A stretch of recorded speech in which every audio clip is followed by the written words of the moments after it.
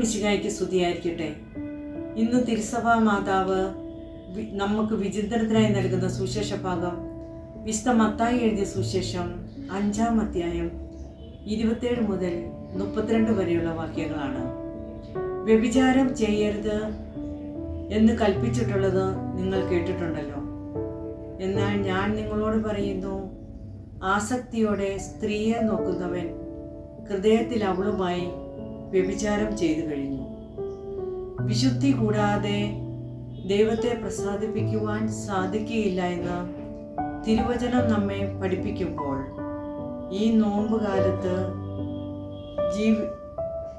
ജീവിത വ്യാപാരങ്ങളെ ഈശോയുടെ കൂടെ നിന്ന് ഒന്ന് നവീകരിക്കേണ്ടതല്ലയോ?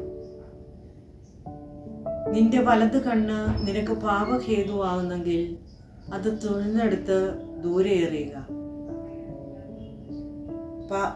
ശരീരമാകെ നരകത്തിലേക്ക് എറിയപ്പെടുന്നതിനേക്കാൾ നല്ലത് അവയവങ്ങളിലൊന്ന് നഷ്ടപ്പെടുകയാണ്.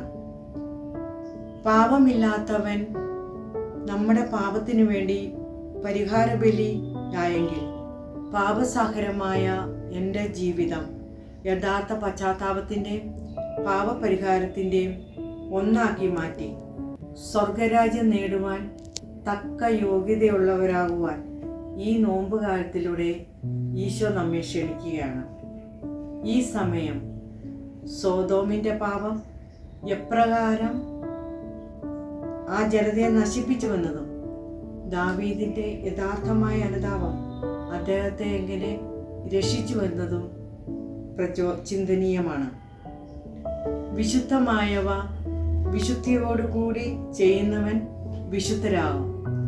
അവ അഭ്യസിക്കുന്നവൻ രക്ഷ കണ്ടെത്തും.